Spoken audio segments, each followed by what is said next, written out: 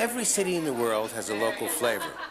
A flavor that comes from the signature dishes of the town, from a group of preferred ingredients, or a type of restaurant that is only found in that area. It is a flavor that comes from appreciating a particular piece of cooking equipment or a technique. There are dozens of influences, but the local flavor is always the result of the history, geography, economics, and the ethnic groups that have settled in the city. This is San Francisco, and the history of its growth is unique. Almost every other major city in America was founded by a group of people with similar ideas, similar traditions, and a similar desire to build a new community. Puritans in Boston, Mormons in Salt Lake City, Catholics in New Orleans. The one great exception is San Francisco, and it's amazing to see how this difference has affected the way this city eats and drinks. So please join me, BURT WOLF, for a taste of the local flavors of San Francisco. San Francisco was founded by 25,000 guys who showed up one afternoon in 1849 to find gold. They were not interested in agriculture or craft work or building a community. They were interested in getting as rich as they could, as fast as they could. And as soon as they got rich, they were interested in partying. Some of those guys got rich from finding gold and later on finding silver. But many of them got rich from selling things to the miners, like Levi Strauss, who sold them jeans, or Leland Stanford, who sold them so many groceries that he was able to put up the money for Stanford University. But the gastronomic history of San Francisco is not just about money. The people who came here during the gold rush came from every part of the world, and they held on to many of their gastronomic traditions. French sailors who were on their way to Asia came into San Francisco and jumped ship to head for the gold fields. If they struck it rich, they came back to town to live it up, to eat and drink the best of everything. If they didn't strike it rich, they came back to town to open a restaurant. The French and many other European immigrants influenced the early cooking of San Francisco. But the biggest impact came from the thousands of Chinese laborers who worked in the gold fields and on the railroads and at the wineries. They built their own town within a town. Today it is the largest Chinatown outside Asia. Originally, it was almost completely a male society. The men lived in small rooms without kitchens. All their meals were taken in nearby restaurants, hundreds of restaurants, and at all levels of quality and expense. Today, some of the finest Chinese cooking in the world is right here in San Francisco. Good morning, America. Good morning. Shirley Fong Torres is known as the Wok Whiz. She is a cookbook author, historian, and television chef who has created a walking tour of her neighborhood that she calls "I Can't Believe I Ate My Way Through Chinatown." She also runs daily tours that cover the history, culture, and folklore of the community. So our first stop will be to Samuel Restaurant for a Chinese breakfast. This is churong fun. Churong in Cantonese means long, and fun means the rice noodle. This is cold, and inside is lean barbecue pork that they make here, and then there's coriander and green onions and some scrambled eggs. So it's sort of like a breakfast roll. And so you just pick it up with your either your fingers or your chopsticks as a little snack. One of my favorite produce markets is right there in the corner. Just try this. This is called dao miu. I hope you ordered this in the restaurant. We do this because we just want you to taste it. It's a pea sprout, comes from the snow pea family, and when you bite into it, you will see there's a little bit of an aftertaste.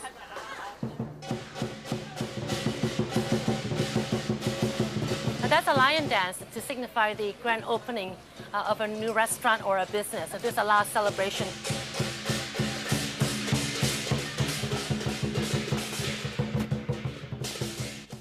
So to find a nice, good duck, we look for one that's caramelized, that has not too fat, like that one has a little bit too much fat on it, but not too skinny because then there won't be enough meat.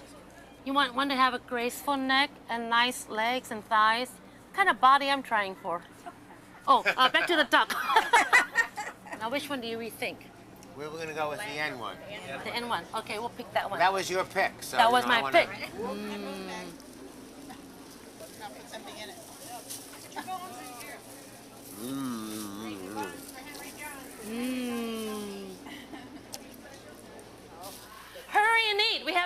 lunch.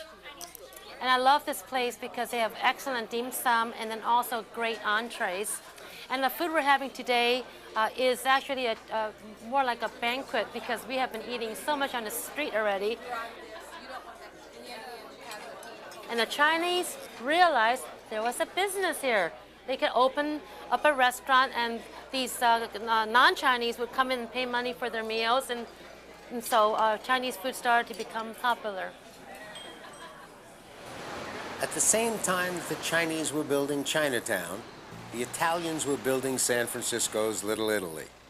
It was originally settled by Italian sailors from northern Italy who jumped ship to join the gold rush. When the rush was over, they stayed on as farmers, shopkeepers, and restaurateurs, putting their community together in an area known as North Beach. The North Beach restaurant is a good example of a place that serves the traditional dishes of northern Italy. Bruno Orsi is in the kitchen, and his partner Lorenzo Petroni is up front. They're both from Tuscany. I've known Lorenzo for years, so I felt I could borrow part of his kitchen to show you how to make pasta at home and to make some for our lunch. So, you make the pasta dough, take a ball about the size of a lemon, and then you need a pasta machine to make it home. The first job of the pasta machine is to thin this out into a flat ribbon. And it will have something that is made from stainless steel or some non-reactive system. You want the machine to be sturdy. It's very important that it have a great lock that will hold it down, a clamp that will hold it on the board. If you're going to do it by hand, you want to make sure that this mounts in a way that it's secure so it won't slide out. You take your bowl of pasta and you put it into the rollers that will thin it out. Grazie. Now, you can do this by hand, the grinding, and it works pretty well. Notice it keeps getting longer each time I do this. And I flour it between each pass, but you can also do it with a motor. It makes it a little easier. It's not a big deal. All right, watch this.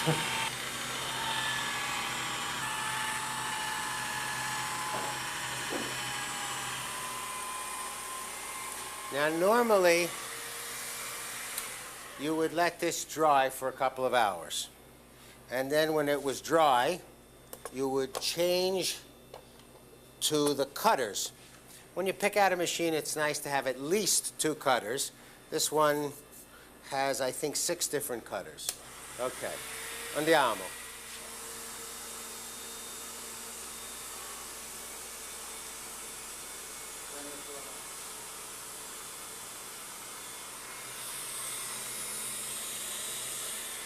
That's it. And that's how easy it is to make pasta at home.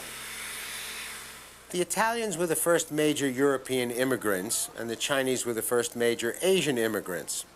The second Asian group to immigrate to San Francisco came in the early years of the 20th century, and they came from Japan. Over 25,000 Japanese arrived in California, and many headed straight for San Francisco. Today there are over 12,000 Japanese Americans in San Francisco, and they make major contributions to the city's business, cultural, and gastronomic communities. The word around town is that when it comes to Japanese food, Ebisu is at the top of the list. It's owned by Steve Fuji, a major authority on sushi, who taught classes on sushi preparation and presentation at San Francisco's De Young Museum. I brought along my own gear to make sure that I would be able to do this at home. First thing I brought was a rice cooker. They're wonderful because they will do it automatically and the rice will come out perfectly every time. When you're picking one out, make sure that it has a non-stick surface on the inside so the rice will come away easily. You also want one that has markings in there so you know just how much water to put in.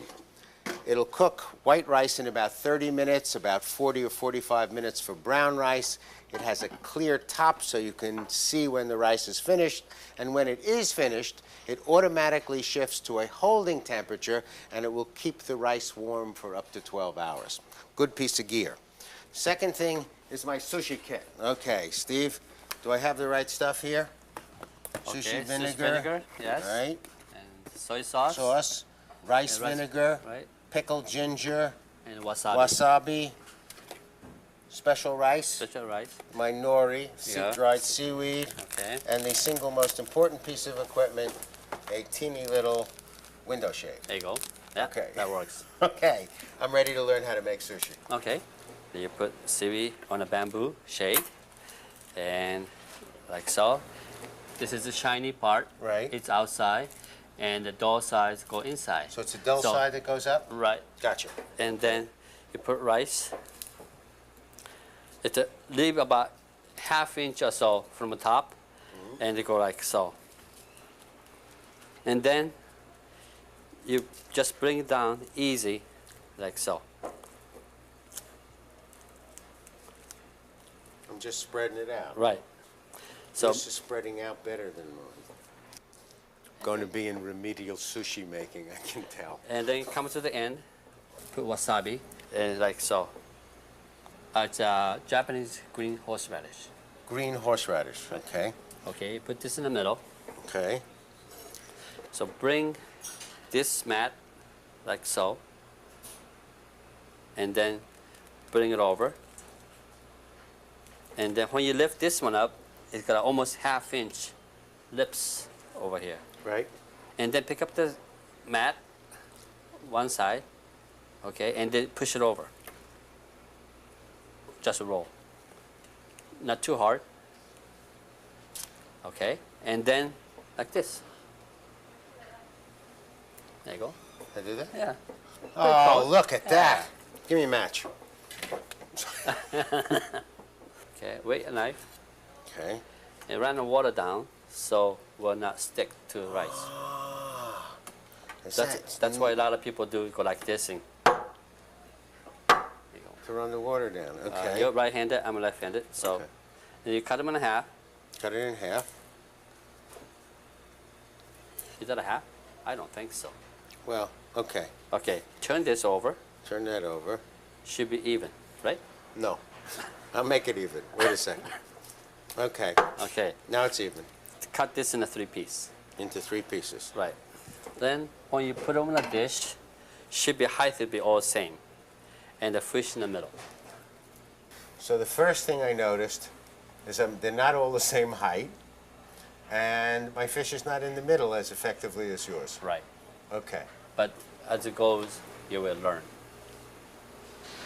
Starting in the early 70s, restaurants in and around San Francisco started developing a style of cooking that became known as California cuisine. They began to use local products produced to the restaurant's specifications. A perfect example is Hawthorne Lane.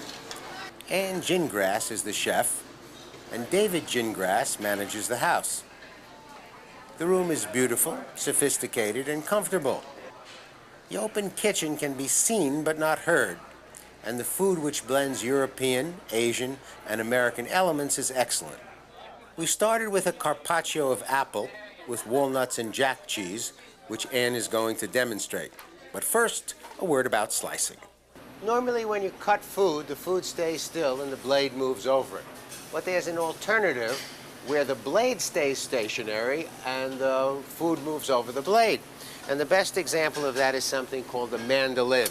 This is a particularly good one. It's made out of a fiberglass form. The blades lock in place.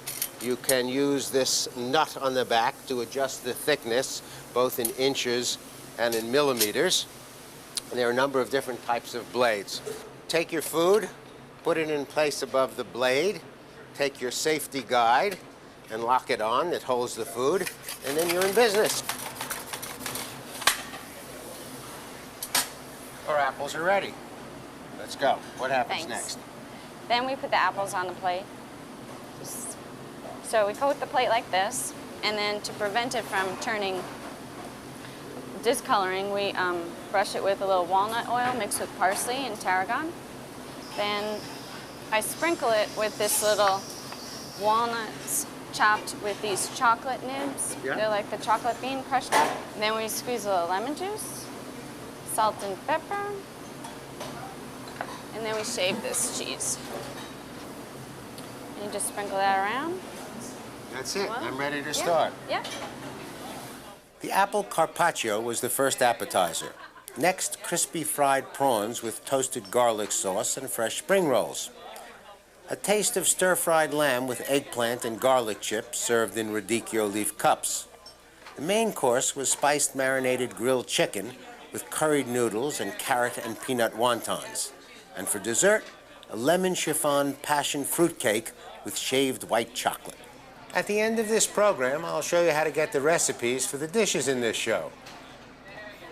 Since the days when the miners came into San Francisco with their pockets filled with gold, the restaurateurs of this city have made it their business to supply their customers with the best of everything. In 1952, the Buena Vista Cafe decided to try and reproduce the perfect Irish coffee as it was made in the Shannon Airport in Shannon, Ireland. It wasn't easy. They even went back to Shannon to try and figure out what they were doing wrong. And they didn't get it right until the mayor of San Francisco, who once owned a dairy, figured out that they had to let the cream rest for 48 hours before they whipped it to the ideal consistency. At last, the perfect Irish coffee had been recreated in the United States. There was much rejoicing throughout the land, and many people lived happily ever after. And here's how they did it.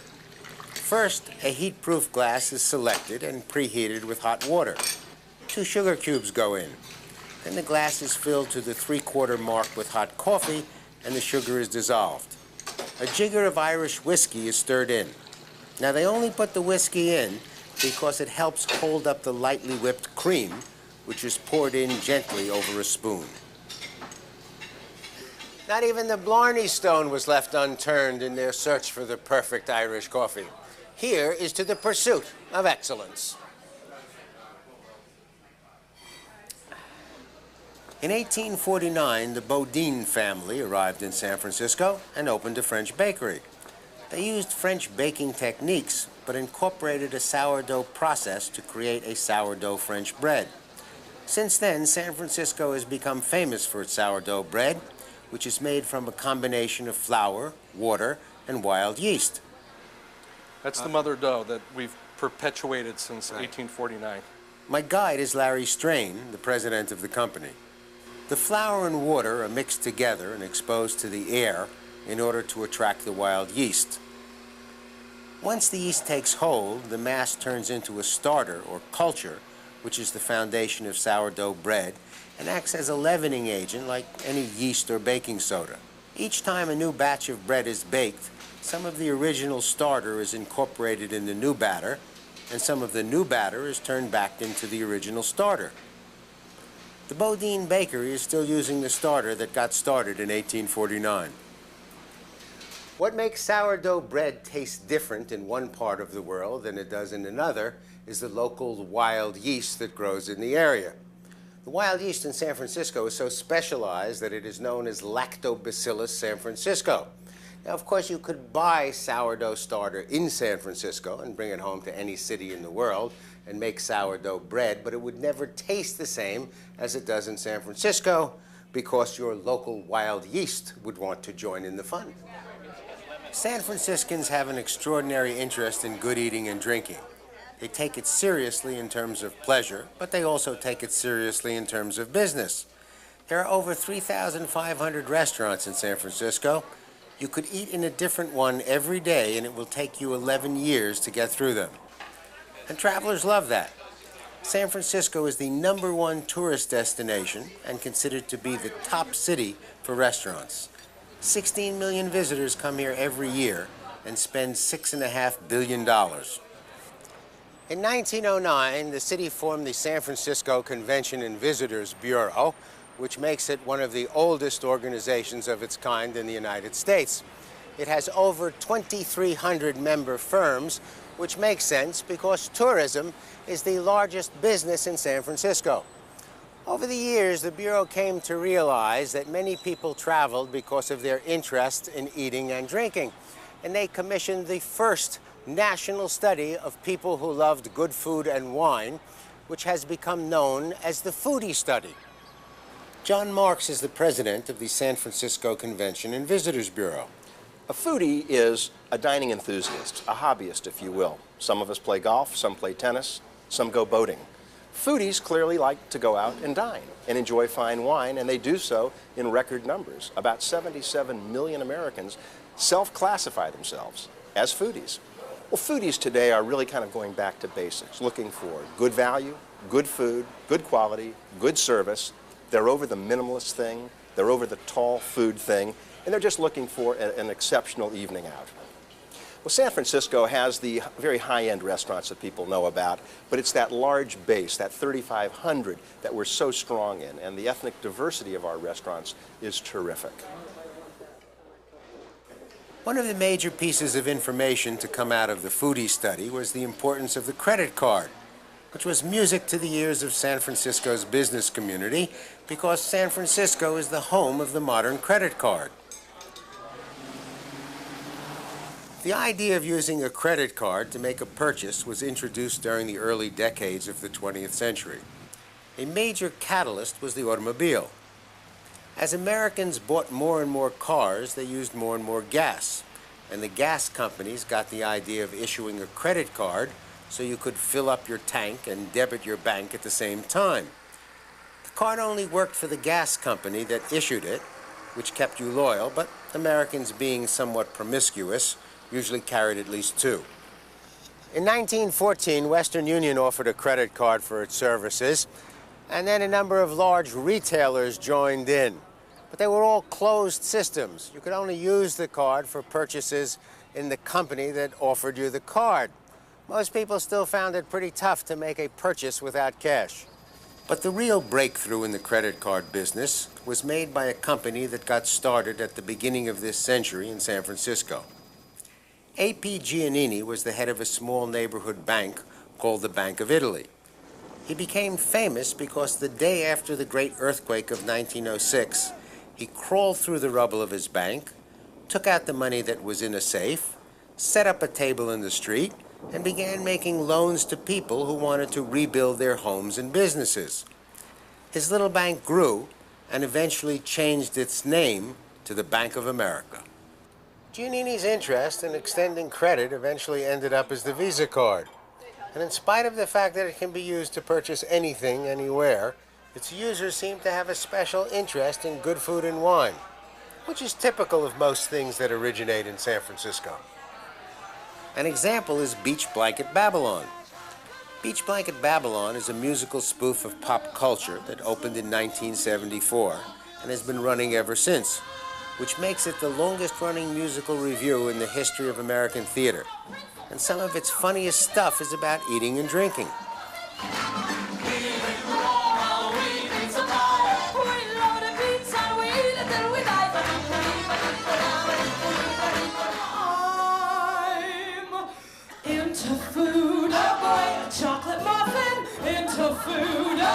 Or maybe stuffing into food, oh boy. My thighs are running, and then I got a problem because I'm into food. San Francisco, open your golden gates, you let the stranger away. That's a brief taste of the local flavors of San Francisco. I hope it whetted your appetite for a visit. And I hope you will visit with me next time on Local Flavors. I'm BURT WOLF. You can watch this program and link to hundreds of other BURT WOLF programs free at burtwolf.com. There's information on how to tour the same places, plus Burt's slightly irreverent take on history and culture. It's all at burtwolf.com. Fields and on the railroads and at the wineries. They built their own town within a town. Today it is the largest Chinatown outside Asia. Originally, it was almost completely a male society. The men lived in small rooms without kitchens. All their meals were taken in nearby restaurants. Hundreds of restaurants, and at all levels of quality and expense. Today, some of the finest Chinese cooking in the world is right here in San Francisco. Good morning, America. Good morning. Shirley Fong Torres is known as the Wok Whiz. All right. Now, Every city in the world has a local flavor. A flavor that comes from the signature dishes of the town, from a group of preferred ingredients, or a type of restaurant that is only found in that area. It is a flavor that comes from appreciating a particular piece of cooking equipment or a technique. There are dozens of influences, but the local flavor is always the result of the history, geography, economics, and the ethnic groups that have settled in the city. This is San Francisco, and the history of its growth is unique. Almost every other major city in America, the people who came here during the gold rush came from every part of the world, and they held on to many of their gastronomic traditions. French sailors who were on their way to Asia came into San Francisco and jumped ship to head for the gold fields. If they struck it rich, they came back to town to live it up, to eat and drink the best of everything. If they didn't strike it rich, they came back to town to open a restaurant. The French and many other European immigrants influenced the early cooking of San Francisco. But the biggest impact came from the thousands of Chinese laborers who worked in the gold. Was founded by a group of people with similar ideas, similar traditions, and a similar desire to build a new community. Puritans in Boston, Mormons in Salt Lake City, Catholics in New Orleans. The one great exception is San Francisco. And it's amazing to see how this difference has affected the way this city eats and drinks. So please join me, BURT WOLF, for a taste of the local flavors of San Francisco. San Francisco was founded by 25,000 guys who showed up one afternoon in 1849 to find gold. They were not interested in agriculture or craft work or building a community. They were interested in getting as rich as they could, as fast as they could. And as soon as they got rich, they were interested in partying. Some of those guys got rich from finding gold and later on finding silver. But many of them got rich from selling things to the miners, like Levi Strauss, who sold them jeans, or Leland Stanford, who sold them so many groceries that he was able to put up the money for Stanford University. But the gastronomic history of San Francisco is not just about money.